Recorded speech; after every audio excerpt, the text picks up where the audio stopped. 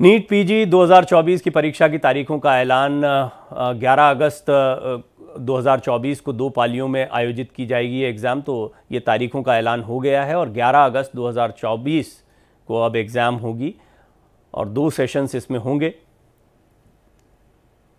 क्योंकि NEET UG को लेकर जिस तरीके की गहमा गहमी चल रही थी, आगामी परीक्षा को लेकर क्या होगा, इस पर सभी की नज़र लगी हुई थी।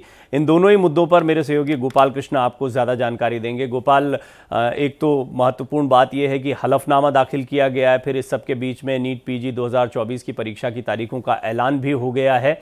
इस मामले में चल क्या रहा है, क्योंकि छात्र जो हैं उनमें बड़ा कन्फ्यूजन है और एक आशंका भी लगातार बनी हुई है कि क्या होगा, पिछले नतीजों का क्या होगा, अगली एग्जाम का क्या होगा। स्पष्ट तौर पर जो छात्र अभी आपको सुन रहे हैं उनको बताएं कि स्थितियां क्या हैं। जी बिल्कुल परवीन, जिस तरीके से एक दिन पहले गुजरात के 56 छात्रों ने सुप्रीम कोर्ट में याचिका दायर की थी और कहा था कि नीट परीक्षा दोबारा नहीं होना चाहिए और अगर दोबारा परीक्षा कराया जाता है तो उनके साथ धोखा होगा और उनके जो मौलिक अधिकार है अनुच्छेद 21 उसका उल्लंघन होगा, क्योंकि उन्होंने अपने 100% दिया है और परीक्षा को पास किया है। लेकिन एक दिन बाद ही एनटीए ने अपना जवाब सुप्रीम कोर्ट को दिया है और सुप्रीम कोर्ट में हलफनामे दाखिल करके एनटीए ने कहा है कि परीक्षा रद्द नहीं होना चाहिए, क्योंकि अगर परीक्षा रद्द किया जाता है तो होनहार जो छात्र हैं उनके साथ यह धोखा होगा। यह भी कहा गया है कि इसको लेकर के कमेटी बनाई गई है और कमेटी 2 महीने में अपनी रिपोर्ट सौंपेगी, उसके बाद आगे की कार्रवाई होगी।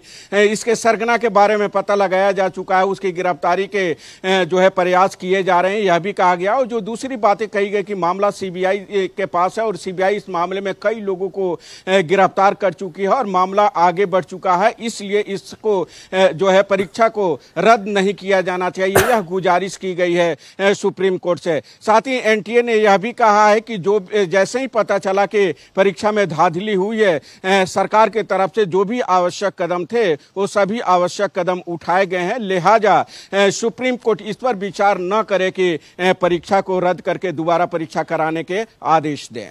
गोपाल, एक संक्षेप में मुझे बताएं कि अभी तक सुप्रीम कोर्ट में क्या क्या हुआ है और क्या किस तरफ ये जाता दिखाई दे रहा है। सारे पहलू तो हमारे सामने आ गए हैं और इस पर माननीय सुप्रीम कोर्ट क्या कहते हैं इसका तो इंतजार करना होगा, लेकिन फिर भी ये मामला किस दिशा में दिखाई दे रहा है, कोर्ट में कहां स्टैंड कर रहा है? देखिए परवीन, अगर आपको याद होगा सुप्रीम कोर्ट की एक टिप्पणी की सुप्रीम कोर्ट ने कहा था कि जो छात्र हैं बहुत मेहनत करके यह परीक्षा पास किए हुए हैं, उनके मेहनत को जाया नहीं जाने दिया जाएगा। और सुप्रीम कोर्ट ने यहां तक टिप्पणी कर दी कि अगर 0.11% भी इसमें गड़बड़ी पाई गई तो इससे सख्ती से निपटा जाएगा। तो यह संकेत काफी है कि सुप्रीम कोर्ट किसी भी तरीके के जो है ढिलाई बरतने के मूड में नहीं है, क्योंकि इससे पहले भी जब सीबीएसई कंडक्ट करता था मेडिकल एग्जाम, उस समय भी धांधली हुई थी और सुप्रीम कोर्ट ने 40 छात्रों की याचिका पर पूरे परीक्षा को रद्द करके दोबारा परीक्षा कराने के आदेश दिया था। तो जो कानून के जानकार हैं वो मानते हैं कि सुप्रीम कोर्ट अपने जो है फैसला है वो दोबारा इस तरीके के फैसला दे सकता है, लेकिन देखना होगा कि सरकार का इस मामले में क्या रुख होता है, क्योंकि जो दोनों ही पहलू है, इसीलिए थोड़ा सा छात्रों में एक आशंका का माहौल बना हुआ है, चिंता का माहौल भी है और कई छात्र हैं जो इसकी मांग कर भी रहे हैं। वो छात्र जो क्रैक कर गए हैं निश्चित तौर पर वो चाहेंगे कि एग्जाम दोबारा ना हो, लेकिन कई छात्र हैं जो मांग कर रहे हैं कि अगर पारदर्शिता नहीं थी, पेपर लीक हुआ है तो उनको मौका मिलना चाहिए। तो देखते हैं कि सुप्रीम कोर्ट इस पर क्या कहता है। गोपाल, हम इस पर आपसे जानकारी लेते रहेंगे। फिलहाल बहुत शुक्रिया आपका इन तमाम जानकारियों के लिए।